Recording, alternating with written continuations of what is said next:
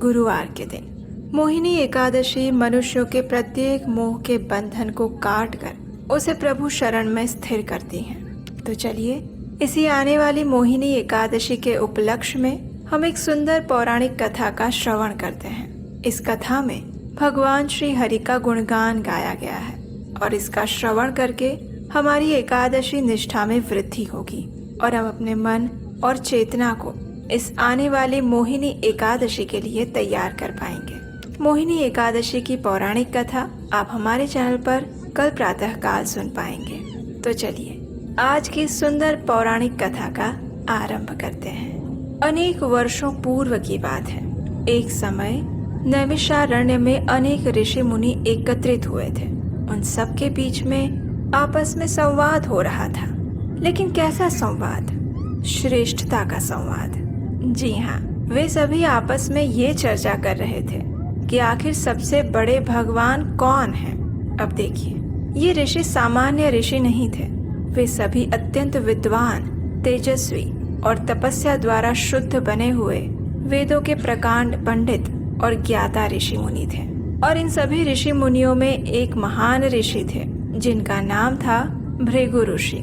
सभी ऋषि मुनि लंबे समय तक चर्चा करते रहे और उनकी चर्चा के मध्य में मुख्य रूप से ये तीन देवता थे, ब्रह्मा जी, भगवान विष्णु और भगवान शिव। अब इन सभी ऋषि मुनियों में से कुछ ऋषि मुनि भगवान श्री विष्णु के भक्त थे और कुछ भगवान शिव के।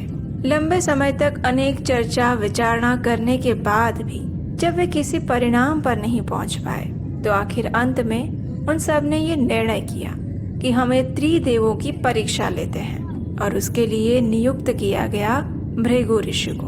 और इस प्रकार इस संपूर्ण सृष्टि के इतिहास में पहली बार ऐसा हुआ जब भक्त अपने भगवान की परीक्षा लेने के लिए निकल पड़े। चलते चलते भृगु ऋषि सबसे पहले पहुंचे ब्रह्मलोक में। वहां पर ब्रह्मा जी विराजमान थे। और देखिए, देखा जाए तो भृगु ऋषि के पिता स्वयं ब्रह्मा जी हैं। लेकिन आज भृगु ऋषि अपने पिता से मिलने थोड़ी ना आए थे। आज तो वो त्रिदेवों की परीक्षा लेने के लिए निकले थे। तो उसी भाव से कुछ मन में सोचा उन्होंने और ब्रह्मा जी के पास जाकर खड़े हो गए। आज ना तो उन्होंने अपने पिता को प्रणाम किया और ना ही विनम्रता पूर्वक कुछ कहा। अब ये देखकर ब्रह्मा जी के मन में क्रोध आ गया। हालांकि उन्होंने कुछ कहा नहीं, लेकिन उन्होंने मन में सोचा, अरे ये मेरा पुत्र इतना उद्दंड कैसे हो गया? ना तो आज उसने मुझे प्रणाम किया और ना ही कुछ बोला। ब्रह्मा जी का क्रोध उनके मन में ही रह गया, शब्द रूप से बाहर भी नहीं आया और ना ही व्यवहार में दिखा। लेकिन ये भृगु ऋषि थे। ब्रह्मा जी के चेहरे को देखकर वे समझ गए कि पिताजी को मन में ही सही क्रोध आया है और जिसे ऐसी छोटी सी बात पर क्रोध आ जाए वो सबसे बड़े भगवान तो हो नहीं सकते।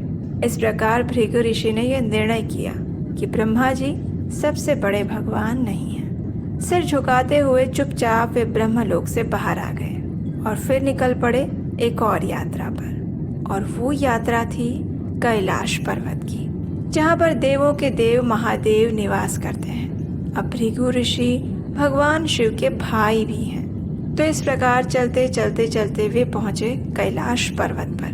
वहाँ पर भगवान शिव देवी पार्वती के साथ सुखपूर्वक विराजमान थे। शिवजी ने जैसे ही भृगु ऋषि को देखा, वे उनसे मिलने के लिए उठकर खड़े हो गए। अपने दोनों हाथ फैलाकर उनका स्वागत करते हुए उन्हें बुलाने लगे, आओ भृगु, आओ, कैलाश पर तुम्हारा स्वागत है। जैसे ही भगवान शिव भृगु ऋषि का आलिंगन करने ही जा रहे थे, उसी क्षण भृगु ऋषि ने क्रोध में आकर कहा, दूर हटो, तुम तो स्मशान में रहने वाले हो। ना तो तुम्हारे अंदर कोई स्वच्छता है, ना ही तुम्हें किसी सदाचार के विषय में पता है। मैं तुम्हें आलिंगन नहीं करना चाहता, दूर जाओ मेरे से। भृगु ऋषि के ऐसे वचन सुनकर भगवान शिव अत्यंत आश्चर्यचकित रह गए। वे समझ नहीं पा रहे थे कि अचानक आज भृगु को क्या हो गया। लेकिन भृगु ऋषि के शब्द उन्हें बाण की तरह चुभ गए। तो इसलिए शिव जी को क्रोध आ गया और उसी क्रोध में उन्होंने अपना त्रिशूल उठा लिया। गुस्से में आकर भृगु ऋषि से उन्होंने कहा, भृगु, तुमने मेरा अपमान किया है, आज मैं तुम्हें जीवित नहीं छोड़ूंगा। बस इतना कहकर भगवान शिव अपने त्रिशूल से भृगु ऋषि को मारने के लिए बस तैयार हो गए और तभी देवी उमा बीच में पड़ी। माता पार्वती ने भगवान शिव को रोक लिया। उनसे कहा, स्वामी, ये आपके भाई हैं, आपसे छोटे हैं, उन पर करुणा कीजिए। आपको ऐसा व्यवहार शोभा नहीं देता। कृपया क्रोध का त्याग कर दीजिए, शांत हो जाइए। भृगु ऋषि जानबूझकर ये सारे कार्यकलाप कर रहे थे और चुपचाप देख रहे थे।